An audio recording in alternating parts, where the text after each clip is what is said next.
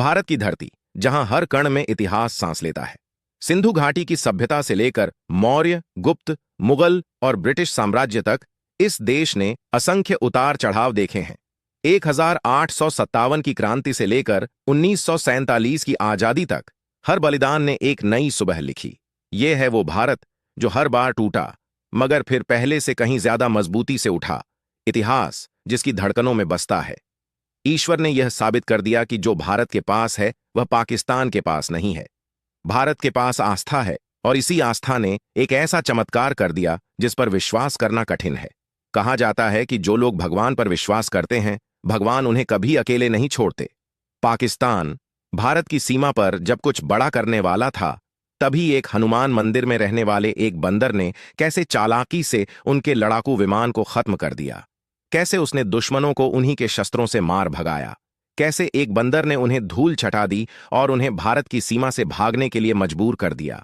सुनने में यह किसी कहानी जैसा लग सकता है, पर सच को कैसी आंच। अगर आप भगवान पर विश्वास करते हैं तो वीडियो को पूरा देखिएगा और अपने भारत के वीर सैनिकों के लिए वीडियो को लाइक करके कमेंट में जय हिंद जरूर लिखिए। आइए कहानी शुरू करते हैं। जम्मू कश्मीर की वादियों में बसा पहलगाम कभी अमन और सुकून का प्रतीक माना जाता था। देवदार के पेड़ों से ढकी घाटियां, कल कल बहती लिदर नदी और मंदिरों की घंटियों की गूंज इस जगह को स्वर्ग सा बनाती थी। लेकिन एक रात सब बदल गया। उस रात आसमान साफ था, तारे चमक रहे थे, मगर घाटी में कुछ परछाइयां सरक रही थीं।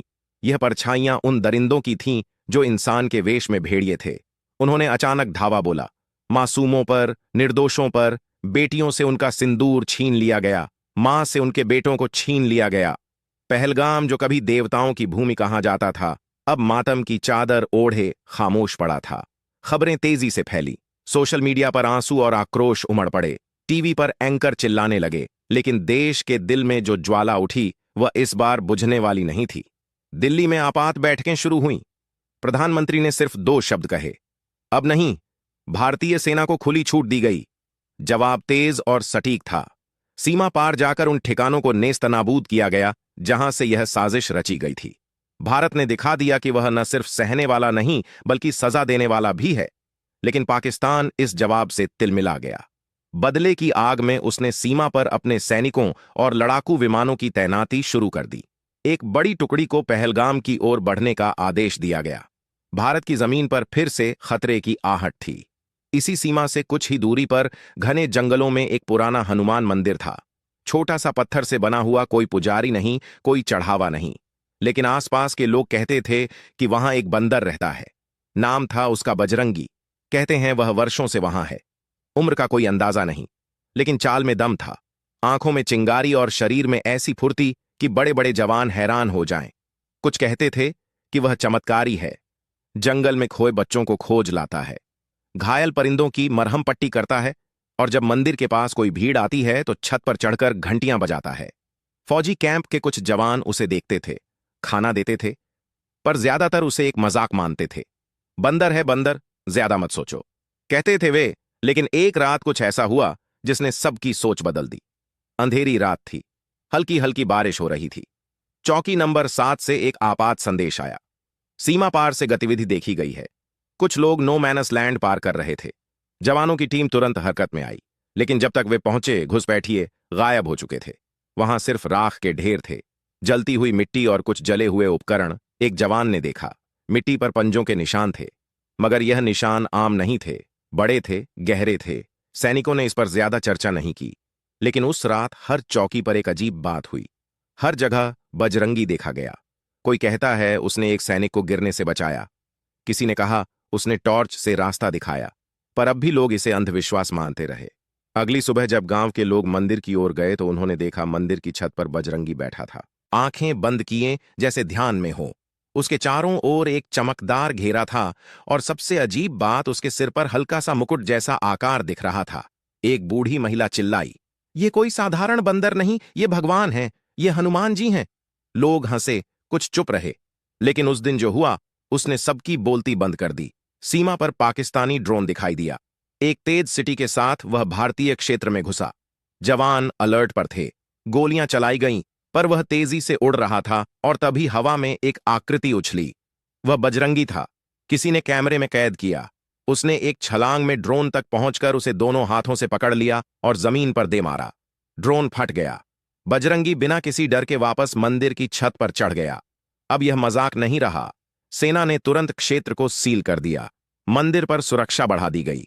बजरंगी की हर हरकत पर नजर रखी जाने लगी। लेकिन सवाल एक ही था, वह बंदर कौन है? इस कहानी की शुरुआत हो चुकी थी और यह कहानी सिर्फ एक चमत्कारी बंदर की नहीं थी। यह उस शक्ति की थी जो संकट में अपनों की रक्षा करने आती है, कभी इंसान के रूप में, कभी पशु के, और कभी ऐसी आकृति में जिसे कोई समझ नहीं पाता। बजरंगी की पहली छलांग ने सबको हिलाकर रख दिया था। अब वो केवल एक अफवाह नहीं रहा। सेना, सरकार और वैज्ञानिकों की नजरें अब उसी पर थीं। मगर सवाल वही था, वो बंदर आखिर है कौन? भारतीय सेना की इंटेलिजेंस यूनिट ने तत्काल एक विशेष टीम तैनात की। कोड नाम दिया गया ऑपरेशन संकट मोचन। इस टीम में वैज्ञानिक, धर्मशास्त्री और रिटायर्ड सेना अधिकारी शामिल थे। उनका काम था बजरंगी की असलियत जानना। सबसे पहले मंदिर के आसपास लगे कैमरों की रिकॉर्डिंग खंगाली गई। दिन ब दिन देखा गया कि बजरंगी कहां आता जाता है, क्या खाता है, कैसे चलता है। एक बात सबको हैरान कर गई, वो कभी भी कुछ खाता हुआ नहीं दिखा। ना फल, ना रोटी, ना पानी। वो बस आता, बैठता और फिर गायब हो जाता। इसके साथ साथ कुछ स्थानीय बुजुर्गों को भी बुलाया गया। एक साधु बाबा ने कहा, यह वही है जो राम के साथ लंका गया था। जब सबको लगा वह केवल कथा है, तब भी वह कहीं ना कहीं जिंदा था। यह उसकी छाया है, उसकी सेवा का फल। वहां मौजूद लोग बाबा की इस बात पर जोर जोर से हंसने लगे। लोगों ने कहा, यह तो पागलों जैसी बात है बाबा। टीम ने भी इसे धार्मिक भावना कहकर नजरअंदाज किया। लेकिन जल्द ही कुछ और सबूत सामने आए। मंदिर के अंदर एक पुरानी दीवार थी जिस पर एक मूर्ति बनी थी हनुमान जी की। लेकिन उसकी आंखों में कुछ अनोखा था। कैमरे की मदद से जब झूम करके देखा गया तो उस मूर्ति की आंखें बिल्कुल वैसी ही थीं जैसी बजरंगी की, गहरी, चमकदार और उनमें हल्की सी सिंदूरी रेखा। वैज्ञानिकों ने एक डीएनए टेस्ट की भी कोशिश की। मंदिर के पास से बाल और खाल के नमूने जुटाए गए और लैब में भेजे गए। लेकिन रिपोर्ट आई तो सब दंग रह गए। नतीजे मानवीय और वानर दोनों से मेल नहीं खाते थे। एक नई अनजानी जाति का संकेत मिला, ऐसा कुछ जो धरती पर पहले कभी नहीं देखा गया। इसी बीच कुछ जवानों ने अपनी आप बीती सुनानी शुरू की। एक ने कहा, मेरी जान बची थी जब मेरी बंदूक जाम हो गई थी। सामने दुश्मन था और तभी एक तेज झोंका आया। वह बंदर था। उसने दुश्मन को धकेल दिया और मुझे निकलने का रास्ता मिल गया। एक और जवान ने कहा, मेरी मां ने हमेशा कहा था कि हनुमान जी हर संकट में साथ होते हैं। अब मैं मानता हूं, मैंने उस बंदर की आंखों में डर नहीं, करुणा देखी थी। अब यह सब महज संयोग नहीं लग रहा था। एक धार्मिक पत्रकार, अर्चना शर्मा ने खुद जाकर मंदिर का दौरा किया और लाइव रिपोर्टिंग की। उन्होंने कहा, जब मैं मंदिर के पास पहुंची तो मेरे कैमरे ने काम करना बंद कर दिया। लेकिन मेरी आंखों ने जो देखा उसे मैं शब्दों में नहीं बयां कर सकती। वहां कोई शक्ति थी जो सिर्फ शरीर से नहीं, आत्मा से भी महसूस होती है। इस सब के बीच पाकिस्तान की गतिविधियां और तेज हो चुकी थीं। लड़ाकू विमानों की संख्या 3 गुनी कर दी गई थी। रडार पर साफ दिख रहा था कि एक बड़ा हमला हो सकता है, लेकिन अब भारतीय सेना का आत्मविश्वास पहले से कहीं ज्यादा था। बजरंगी अब एक रहस्य से अधिक एक रणनीति बन चुका था। सेना ने मंदिर के आसपास के क्षेत्र को नो ड्रोन जोन घोषित कर दिया। हर चौकी को अलर्ट कर दिया गया कि अगर कोई हलचल हो तो बजरंगी के संकेतों पर ध्यान दिया जाए, और संकेत मिलने लगे। हर बार जब कोई खतरा पास आता, बजरंगी मंदिर की घंटी 3 बार बजाता। जवान समझ जाते कुछ गड़बड़ है। एक बार उसने मंदिर की छत से एक खास दिशा में दौड़ लगाई और जब उस दिशा में सैनिक पहुंचे तो उन्हें सीमा के पास बारूदी सुरंगें मिली, जिन्हें समय रहते निष्क्रिय कर दिया गया। अब लोगों ने मंदिर में पूजा शुरू कर दी थी। हर रोज वहां एकत्रित होकर लोग प्रार्थना करते, घी का दीप जलाते और कहते, जय बजरंगी। लेकिन इस सब के बीच एक बात जो किसी ने नहीं देखी थी, बजरंगी के शरीर पर एक निशान उभर रहा था। एक त्रिशूल का निशान। क्या वह कोई संकेत था? क्या वह कोई भविष्यवाणी की निशानी थी या फिर कोई शक्तिशाली चेतावनी? 7 मई की रात थी। आसमान बादलों से ढका हुआ था। सीमा पर असामान्य सन्नाटा था, जैसे किसी तूफान से पहले की खामोशी। भारतीय सेना पूरी तरह सतर्क थी। रडार पर संकेत साफ थे। पाकिस्तान की ओर से 10 लड़ाकू विमान भारतीय क्षेत्र की ओर बढ़ रहे थे। सेना के उच्च अधिकारी पहले ही चेतावनी जारी कर चुके थे। हर सैनिक अपने मोर्चे पर तैयार था। लेकिन सबकी निगाहें अब एक और चीज पर थीं। बजरंगी, वह कहां है? रात 2:14 पर मंदिर की घंटी अचानक 3 बार बजी। तेज गूंजती हुई, जैसे किसी ने उसे पूरे जोर से खींचा हो। सेना ने तुरंत संदेश प्रसारित किया, court red Bajrangi, signal confirmed. इसके ठीक 10 मिनट बाद लिदर नदी के पार एक जोरदार धमाका हुआ। एक विमान भारतीय क्षेत्र में घुस चुका था और मिसाइल दाग चुका था, लेकिन मिसाइल जमीन से टकराने से पहले ही आसमान में फट गई। कैमरा फीड में एक आकृति दिखी। बजरंगी वो हवा में था, उसकी पूंछ बिजली की तरह चमक रही थी। बाकी विमान अब तेजी से भारतीय क्षेत्र में घुसपैठ कर रहे थे। सेना ने जवाबी फायरिंग शुरू की, लेकिन संख्या बल दुश्मन के पक्ष में था। तभी बजरंगी ने जमीन से छलांग लगाई और हवा में एक एक कर 4 विमानों को निशाना बनाया। किसी के पंख तोड़े, किसी के इंजन को फाड़ा। आसमान में आग के गोले बनते जा रहे थे। पहलगाम की घाटी रोशनी से जगमगा उठी थी, लेकिन वह रोशनी डर की नहीं, रक्षा की थी। बजरंगी ने एक विमान को पकड़कर पहाड़ से दे मारा। धमाका इतना जबरदस्त था कि आसपास की जमीन हिल गई, पर बजरंगी को कुछ नहीं हुआ। सैनिक घुसने की कोशिश कर रहे थे। 2 बंकर पहले ही टारगेट पर आ चुके थे, लेकिन जैसे ही वह बंकर की ओर बढ़े, बजरंगी ने जमीन पर एक प्रहार किया। एक भूकंप जैसा झटका महसूस हुआ और जमीन फट गई। दुश्मन के सैनिक वहीं फंस गए। सेना के जवानों ने तुरंत उन पर काबू पाया। उस रात 10 विमान गिराए गए, 4 टैंक नष्ट हुए और 37 दुश्मन सैनिकों को खत्म किया गया। भारत की ओर से किसी को कोई नुकसान नहीं पहुंचा। अगली सुबह बजरंगी मंदिर की छत पर वापस आया। उसका शरीर धुएं से काला हो गया था, लेकिन उसकी आंखें और तेज चमक रही थीं। उसने मंदिर की मूर्ति के सामने सिर झुकाया, फिर गायब हो गया। सेना ने उस दिन को नाम दिया बजरंगी रात्रि। भारत सरकार ने आधिकारिक बयान जारी किया, हमारे जवानों की बहादुरी और एक अदृश्य रक्षक की वजह से भारत सुरक्षित है। पर अभी तो कुछ ऐसा होना था जिसकी कल्पना किसी ने नहीं की थी। अब यह तो स्पष्ट था कि बजरंगी कोई साधारण प्राणी नहीं, कोई रहस्यमय शक्ति था। कुछ कहते थे वह स्वयं हनुमान थे, कुछ कहते थे वह उनके भेजे गए दूत थे। लेकिन एक बात तय थी, उस रात भारत अकेला नहीं था। बजरंगी रात्रि के बाद पूरी भारतीय सेना में एक अलग ही ऊर्जा थी। जवानों की आंखों में जोश था और दिलों में विश्वास। अब वे अकेले नहीं थे, बजरंगी उनके साथ था। दिल्ली में रक्षा मंत्रालय ने तुरंत उच्च स्तरीय बैठक बुलाई। सेना अध्यक्ष, राष्ट्रीय सुरक्षा सलाहकार और प्रधानमंत्री खुद मौजूद थे। विषय एक ही था, बजरंगी। सवाल था, क्या उसे रणनीति का हिस्सा बनाया जा सकता है? आर्मी इंटेलिजेंस के एक वरिष्ठ अधिकारी ने एक नया प्रस्ताव रखा, ऑपरेशन आस्था। इसका उद्देश्य था बजरंगी के साथ मिलकर सीमा की रक्षा करना, लेकिन बिना उसकी स्वतंत्रता को बाधित किए। इसके लिए मंदिर क्षेत्र के आसपास एक विशेष निगरानी जोन स्थापित किया गया। वहां हाई रेजोल्यूशन कैमरे, थर्मल स्कैनर और साइलेंट रडार लगाए गए। पर एक अजीब बात हुई, ये सभी डिवाइस जब बजरंगी पास आता तो अपने आप बंद हो जाते। किसी को समझ नहीं आया ये कैसे हो रहा था। एक वैज्ञानिक ने चुपचाप कहा, शायद यह विज्ञान से परे की चीज है। इस बीच बजरंगी के व्यवहार में बदलाव आने लगा। वह अब सिर्फ मंदिर तक सीमित नहीं था, वह सेना की गश्ती टुकड़ियों के साथ चलने लगा। बर्फीले रास्तों पर जवानों का मार्गदर्शन करने लगा और कई बार जंगलों में खोए सैनिकों को ढूंढकर कैंप तक पहुंचाने लगा। कई जवानों ने देखा कि बजरंगी जब किसी चौकी पर आता तो कुछ सेकंड के लिए पूरा वातावरण शांत हो जाता। हवा रुक जाती, पक्षी चुप हो जाते और सैनिकों के मन में अजीब सी शांति भर जाती। यह सामान्य नहीं था। दूसरी ओर पाकिस्तान की खुफिया एजेंसी को भी इस बंदर के बारे में जानकारी मिल चुकी थी। उन्होंने इसे रेड प्राइम नाम दिया और इसकी ताकत का आकलन शुरू कर दिया। पाकिस्तान ने अपने 2 प्रमुख रणनीतिक विशेषज्ञों को भारत सीमा के नजदीक भेजा, यह जानने के लिए कि बजरंगी क्या है और कैसे उससे निपटा जाए।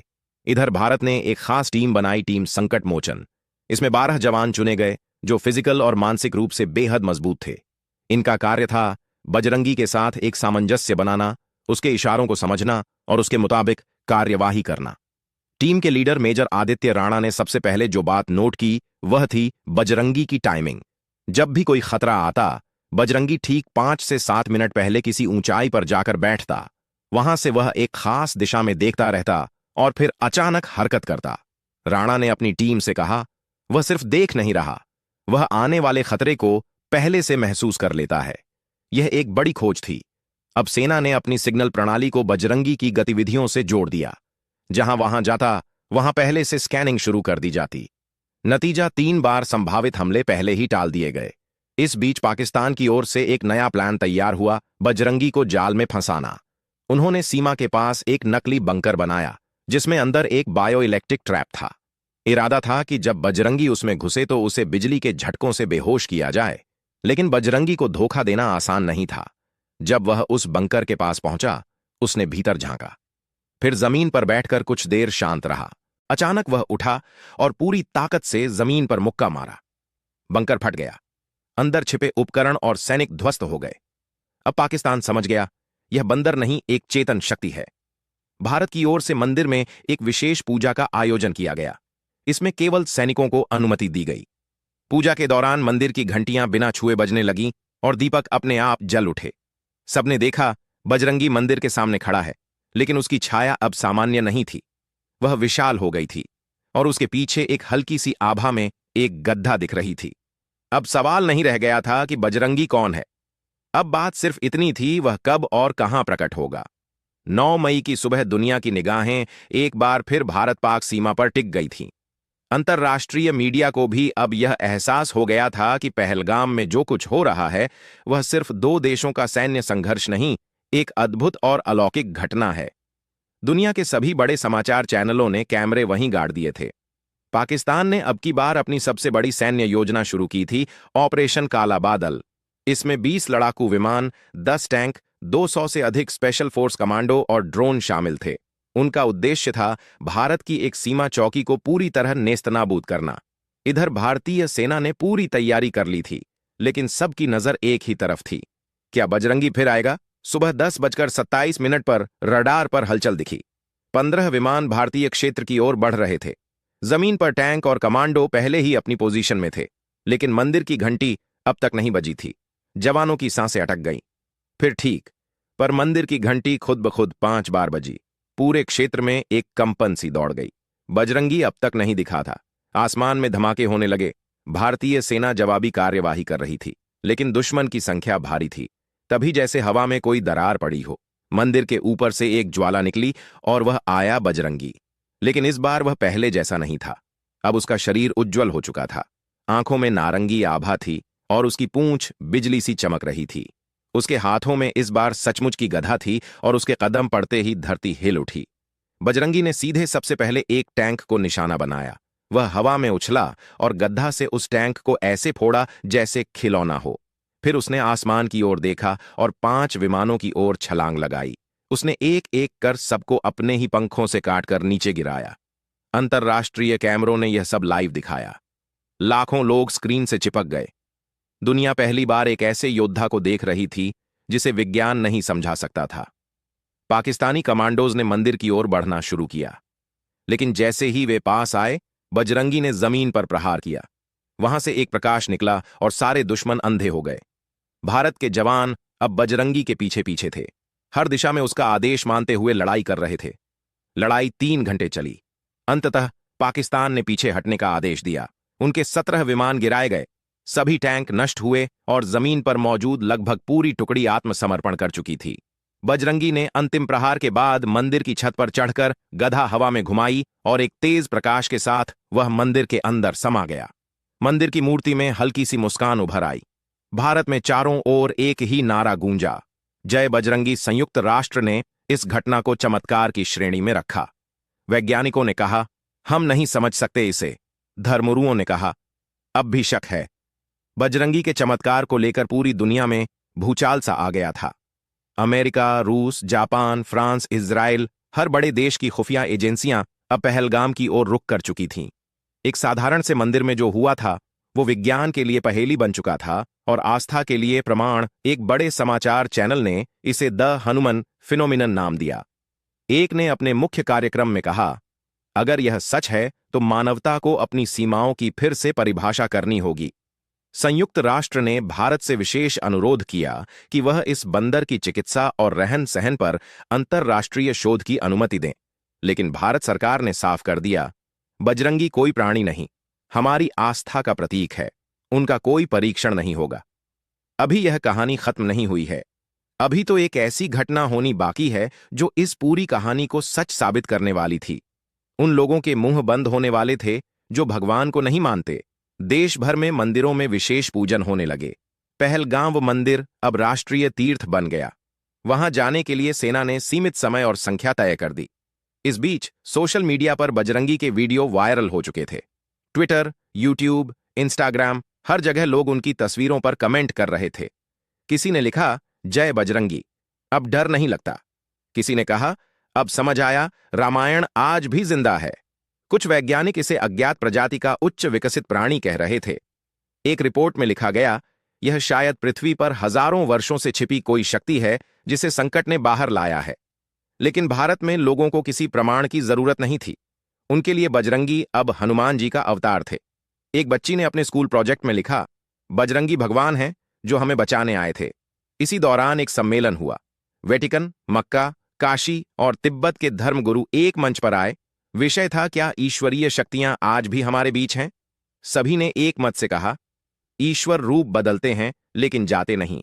भारत सरकार ने उस क्षेत्र को अलौकिक संरक्षित क्षेत्र घोषित कर दिया। वहां वैज्ञानिक शोध तो रोका गया, लेकिन धार्मिक यात्राओं को नियंत्रित अनुमति दी गई। बजरंगी अब कहीं नहीं दिख रहे थे, लेकिन मंदिर की मूर्ति से हर रात हल्की चमक निकलती थी, जैसे वह वहां अब भी हैं। कुछ वैज्ञानिकों ने दावा किया कि उन्होंने मंदिर के आसपास रेडियो एक्टिव वेव्स में असामान्य ऊर्जा देखी है, लेकिन जैसे ही वे नजदीक जाने की कोशिश करते, उनके उपकरण बंद हो जाते। एक वैज्ञानिक ने कहा, यह विज्ञान का क्षेत्र नहीं, श्रद्धा की सीमा है। मीडिया का दबाव कम हुआ, लेकिन श्रद्धा बढ़ती गई। हर त्योहार पर वहां लाखों दीप जलाए जाते। जवान जब सीमा पर जाते तो मंदिर से सिंदूर लगाकर निकलते। उनकी राय में जब बजरंगी साथ हैं तो डर किस बात का? कई हफ्ते बीत चुके थे। पहलगांव अब एक तीर्थ, एक संतुलन का प्रतीक बन चुका था। वहां की हवाओं में अब भी बजरंगी की उपस्थिति महसूस होती थी, मगर अब वह दिखता नहीं था, न मंदिर की छत पर, न सीमा की बंकरों के पास। लेकिन उसकी अनुपस्थिति में भी उसकी मौजूदगी हर जगह थी। एक सैनिक ने बताया, कभी कभी जब गोली चलती है और दुश्मन सामने होता है, एक हल्की सी हवा पीठ पर लगती है, जैसे कोई कह रहा हो, डर मत, मैं हूं। देश के बच्चे अब बजरंगी दिवस मनाने लगे थे। हर साल 11 अगस्त को स्कूलों में बच्चों को बजरंगी की कहानी सुनाई जाती और उन्हें सिखाया जाता, साहस, सेवा और समर्पण का क्या अर्थ है। लेकिन एक रात एक चमत्कार फिर हुआ। मंदिर के सामने एक बूढ़ा साधु प्रार्थना कर रहा था। अचानक आकाश में चमक उठी, मंदिर की मूर्ति से तेज प्रकाश निकला। साधु पीछे हट गया, लेकिन तभी एक शांत आवाज गूंजी, जब तक भक्त हैं, रक्षक लौटता रहेगा। मूर्ति की आंखें एक पल के लिए खुली और बजरंगी का चेहरा उसमें दिखा। कोई डर नहीं, कोई युद्ध नहीं, बस शांति और आशीर्वाद। फिर मूर्ति सामान्य हो गई, लेकिन मंदिर की दीवार पर एक नया चिन्ह उभर आया, एक सिंदूरी हुई हाथ की छाप। सरकार ने इसे बजरंगी का अंतिम आह्वान माना। मंदिर को अब राष्ट्रीय सुरक्षा प्रतीक घोषित कर दिया गया। वहां अब कोई वैज्ञानिक अध्ययन नहीं होता, न प्रचार। वहां सिर्फ श्रद्धा होती है और सेवा। कुछ कहते हैं बजरंगी अब हिमालय की गुफाओं में है। कुछ कहते हैं वह हर युद्ध में सैनिकों के पीछे खड़े होते हैं। कुछ तो यहां तक मानते हैं कि वह अब हर दिल में है, जो अन्याय के खिलाफ खड़ा होता है। कहानी वहां खत्म नहीं होती। हर बार जब संकट आएगा, कोई ना कोई बजरंगी फिर से जन्म लेगा। कभी एक साधारण से बंदर के रूप में, कभी एक जवान की गोली में, और कभी किसी मां की प्रार्थना में। और जब कोई पूछेगा, क्या भगवान आज भी आते हैं, तो जवाब होगा, हां, जब संकट आता है तो वह खुद नहीं आते,